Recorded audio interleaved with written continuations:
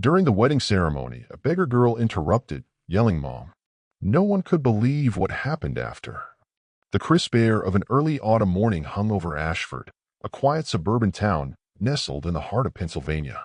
The old stone chapel, a local landmark, was alive with the buzz of wedding preparations.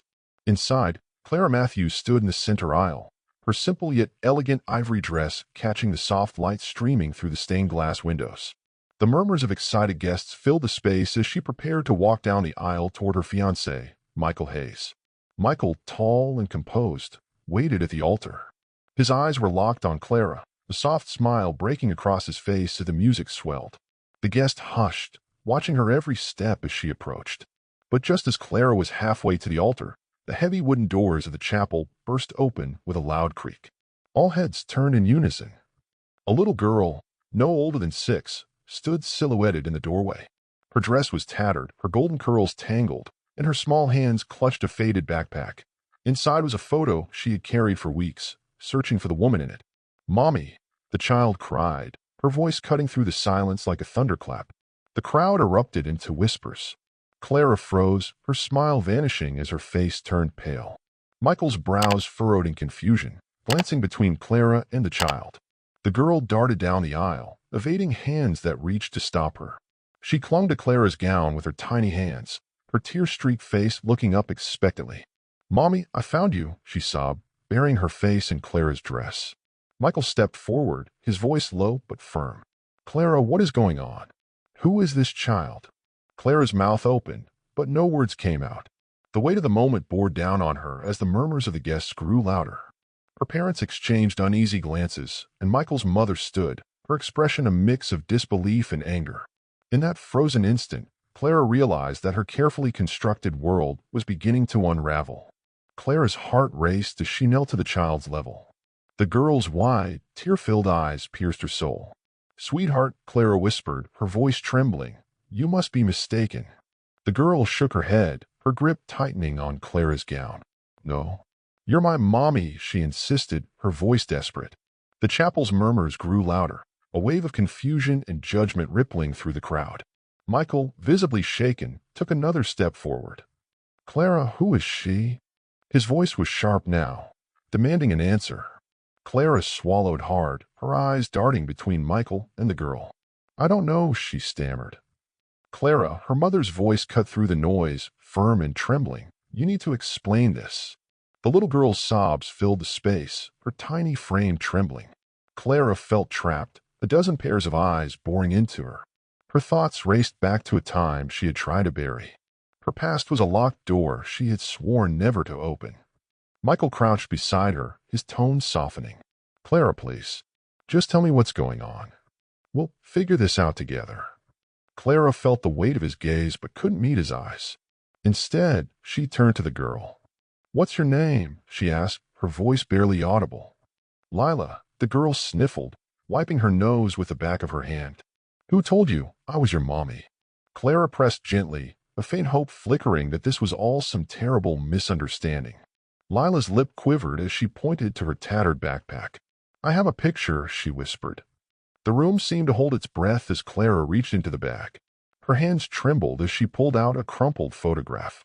Her blood ran cold.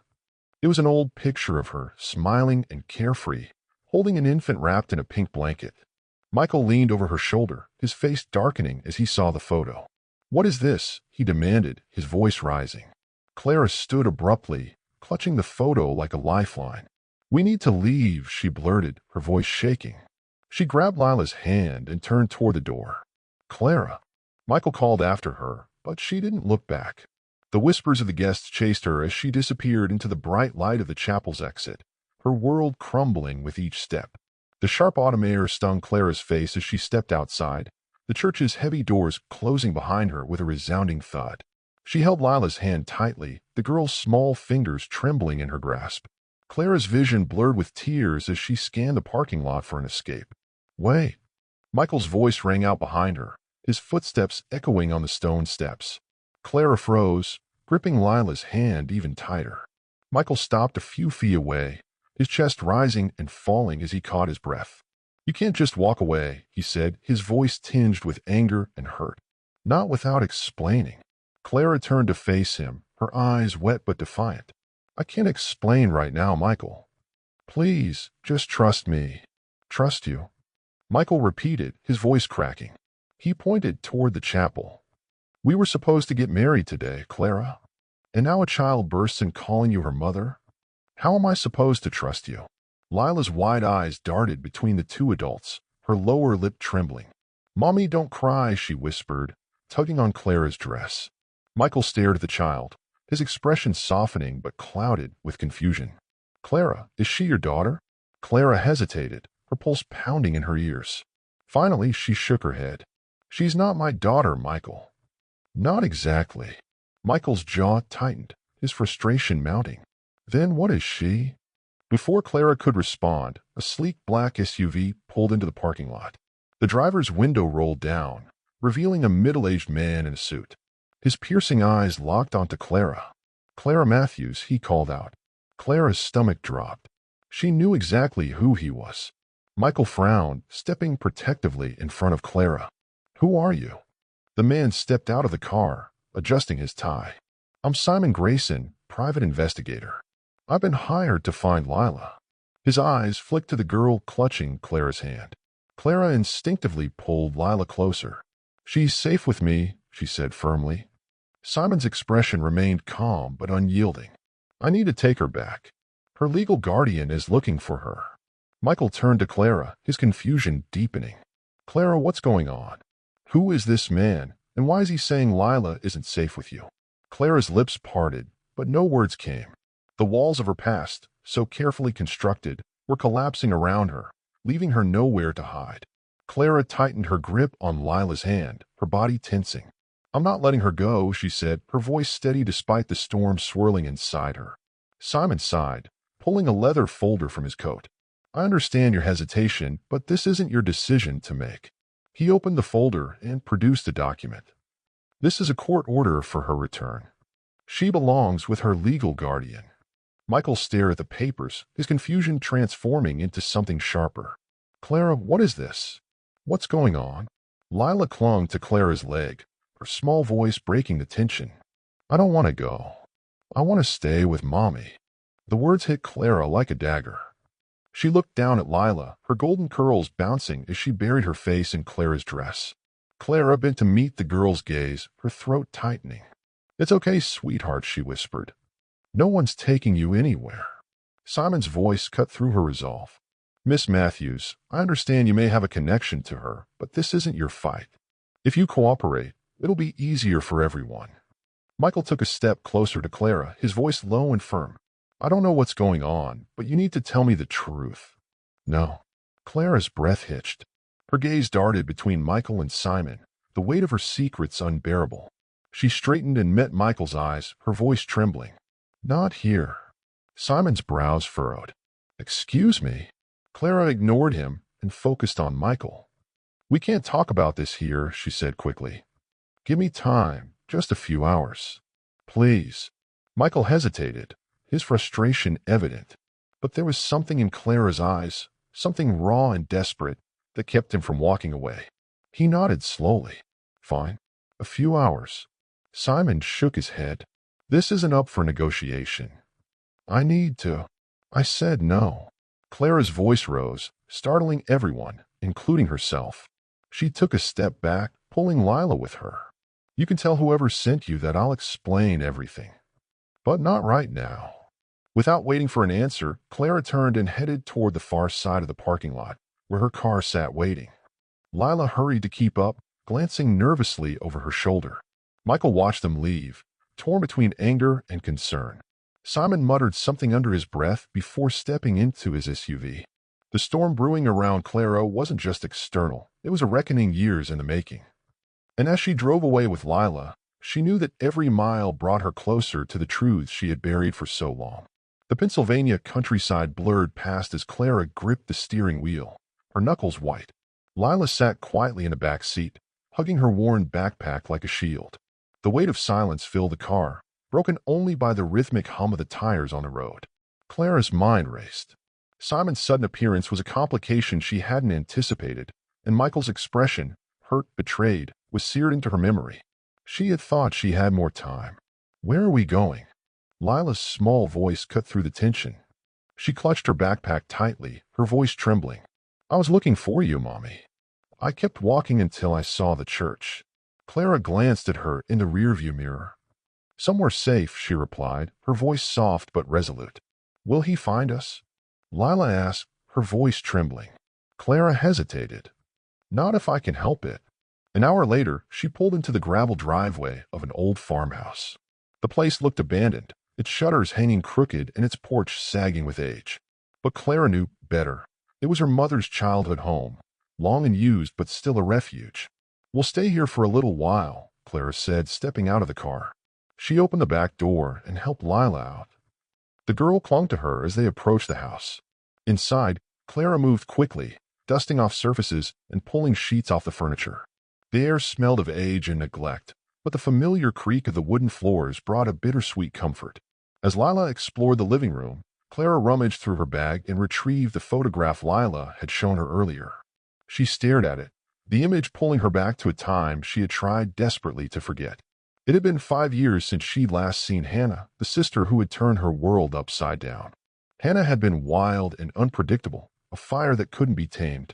When she had shown up on Clara's doorstep with a baby in her arms, she begged for help, saying she needed a way out of the mess she'd created. Clara had agreed to care for Lila temporarily. But Hannah never came back. The sound of tires crunching gravel snapped Clara out of her thoughts.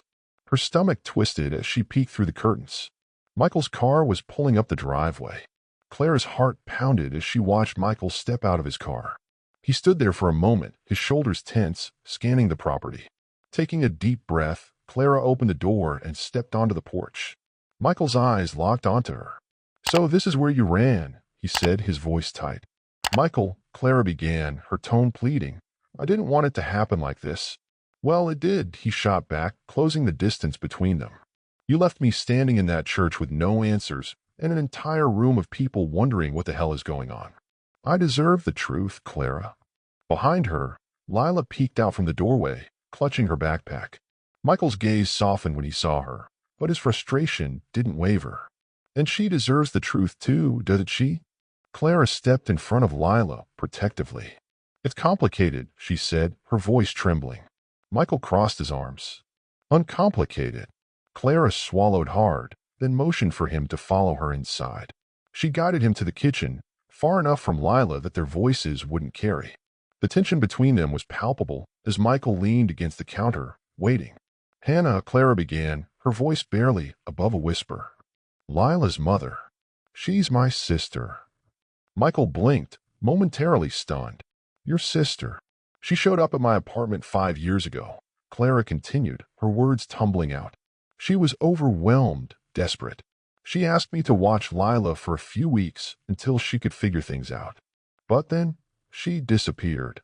Michael stared at her, trying to process the revelation. So you've been raising her? As your own child. Clara nodded. I didn't plan for any of this, Michael. I thought I was doing the right thing. But as time went on, I realized I couldn't tell anyone, not without risking losing her. And then you came into my life, and everything got even more complicated. Michael ran a hand through his hair, his expression conflicted. You should have told me, Clara. From the start. I know, Clara admitted, her voice cracking. But I was scared. I didn't want to lose you, and I didn't want to lose her. Michael exhaled slowly, the weight of her words settling over him. Before he could respond, a loud knock echoed through the house. Both turned toward the front door, their breath catching. Simon's voice called out from the other side. Clara Matthews, opening up. You can't run forever. Clara's breath caught as Simon's voice echoed through the house. Michael looked at her, his jaw tightening. You didn't tell me he was following you, he whispered harshly. I didn't know, Clara replied, panic creeping into her voice. Simon knocked again, harder this time. Clara, you need to let me in. Don't make this worse than it already is. Clara turned to Michael, desperation in her eyes. Please help me. He can't take her. Michael hesitated, torn between his frustration with Clara and the fear etched across her face. Finally, he nodded. Get Lila. Stay in the back room. I'll handle this. Clara scooped Lila into her arms, ignoring the child's murmured questions, and disappeared down the hallway. Michael squared his shoulders and opened the door. Simon stood on the porch, clipboard in hand and an air of authority about him. His eyes narrowed as he took in Michael. "You must be Michael Hayes," Simon said, his tone clipped. "I'm here for Lila. Clara knows this is a legal matter, and she's only making it worse by hiding her." Michael stepped outside, closing the door behind him. "You can't just barge in here and make demands," he said. Simon raised an eyebrow. "I have a court order and a job to do." "She's evading the law." "Evading?" Michael scoffed. "She's been raising that girl, protecting her. What kind of legal guardian loses a child in the first place?" Simon's expression hardened. "This isn't up for debate. If you keep interfering, you'll be obstructing justice. Let me do my job." Inside, Clara stood in the hallway, clutching Lila. The little girl buried her face in Clara's shoulder, her small frame trembling. Clara pressed her lips to Lila's hair, whispering, "It's going to be okay, baby." The conversation outside grew heated. Clara peeked through the curtains and saw Michael standing his ground. But Simon wasn't backing down. Clara's mind raced. She couldn't lose Lila, not after everything they'd been through. She made a decision, one that sent a chill through her. She grabbed her keys from the counter and slipped out the back door with Lila in tow. The farmhouse was surrounded by fields and woods, a labyrinth of escape routes. As they disappeared into the trees, Simon's voice rose sharply. "If she runs, it'll only get worse." Michael's head whipped toward the woods, realizing what Clara had done. "Damn it, Clara," he muttered, his pulse quickening. Simon caught the movement, his eyes narrowing. "She's running." Michael turned to him, his voice firm. "Then you'd better be careful how you follow." The dense woods behind the farmhouse offered a fleeting cover as Clara ran, her heart pounding in rhythm with Lila's small, gasping breaths. The golden afternoon light filtered through the canopy, casting fragmented shadows on the ground. "Mommy," Lila whispered, her voice trembling. "Are we going to be okay?" Clara stopped briefly, kneeling to meet Lila's tear-streaked face. "Yes, sweetheart," she said firmly, though the weight of uncertainty pressed down on her. "I won't let anyone take you from me. I promise." The sound of voices carried faintly through the trees. Clara's stomach tightened. Simon and Michael were close, their muffled words growing louder. Michael's voice cut through the air. "Simon, don't go charging in. Let me talk to her first."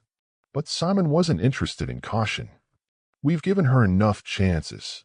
This ends now." Clara held Lila's hand and pressed forward, weaving through the trees.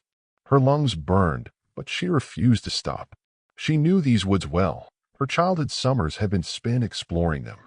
Yet every snap of a twig felt like a countdown to disaster. Suddenly, Simon's voice boomed from behind them. "Clara, stop running." Clara froze, her body trembling. She turned slowly, shielding Lila with her body. Simon emerged from the trees, his expression cold and determined. "You're only making things worse," Simon said, stepping closer. "Hand her over, and this can be resolved legally." Clara shook her head, tears spilling down her cheeks. "You don't understand. She's not safe with whoever sent you. Lila deserves better." Simon started to argue, but Michael appeared behind him, his face taut with frustration. "Simon, back off," Michael said sharply. "What?" Simon spun to face him. "You're defending this? She's breaking the law." Michael stepped between Simon and Clara. "Maybe, but laws don't always protect what matters most. Look at them." He gestured to Clara and Lila. "She's been raising that girl, loving her. You can't just rip them apart." Simon hesitated, his resolve faltering. Michael turned to Clara, his voice softening. "Clara, this has to end here. If you keep running, you'll lose her for sure. But if we face this together, we might have a chance." Clara's knees wobbled as the weight of his words sank in. She looked down at Lila, whose innocent eyes brimmed with trust. "I'll do whatever it takes to keep her safe," Clara whispered. Michael nodded. "Then trust me. Let me help." Clara slowly released a shuddering breath and stepped forward, holding Lila close. "Okay," she said quietly. "No more running." Simon looked ready to protest, but Michael silenced him with a glare. "Let's work this out the right way." As they began to walk back to the farmhouse, Clara realized that this was only the beginning. Secrets would have to be unraveled, battles fought, and hearts mended. But for the first time in years, she felt the flicker of hope that maybe, just maybe, they could rebuild a life together. Back at the farmhouse, Clara sat at the kitchen table, her hands trembling around a mug of untouched coffee. In the next room, Lila slept, unaware of the storm brewing around her. Michael sat across from Clara, his steady gaze fixed on Simon, who stood by the window, scrolling through his phone. "I'll be filing my report tomorrow," Simon said, breaking the silence. "And I won't sugarcoat it, Clara. Running only made things worse." Clara lowered her head. "I know," she whispered. Michael leaned forward, his tone firm. "She's not a criminal. Everything she's done has been for Lila. You saw that yourself." Simon exhaled sharply and met Michael's gaze. "The system doesn't care about good intentions. It cares about legal actions." But he hesitated, rubbing his temple. "I've been doing this long enough to spot red flags. And something about Lila's legal guardian doesn't add up." Clara blinked in surprise. "You believe me?" "It's not about belief," Simon replied. "It's about evidence. I've already found enough to raise serious questions about her guardian's ability to care for her." In the days that followed, Simon kept his promise. He dug deeper into Lila's case while Clara and Michael gathered testimonies and documents proving that Clara had provided Lila with a stable and loving home. The tension was palpable, each moment feeling like a step closer or further away from the truth. The courtroom was stiflingly quiet as Clara faced Lila's guardian for the first time. He was an older man, his suit ill-fitted and his demeanor cold. His lawyer painted Clara as a reckless woman who had kidnapped Lila. But Simon's findings told another story, one of neglect and financial motives. When it was Clara's turn to speak, she rose from her chair, her voice trembling but resolute. "I've made mistakes, but everything I've done was to protect Lila. She's not just a responsibility to me, she's my family. And I won't stop fighting for her." She glanced at Lila, sitting quietly with Michael on the other side of the room. The girl offered her a small, encouraging smile, filling Clara with renewed strength. The judge adjourned the hearing, announcing that the decision would come the following day. Clara left the courthouse, her heart heavy but clinging to hope that, this time, the truth would be enough. The next morning, Clara sat in the courthouse waiting room, her heart pounding with every tick of the clock. Lila sat beside her, swinging her legs nervously, clutching her beloved backpack. Michael stood nearby, his reassuring presence grounding Clara's frayed nerves. The courtroom doors opened, and the bailiff called them in. Clara squeezed Lila's hand, drawing strength from the little girl's unyielding trust. Inside, the judge's expression was stern but not unkind.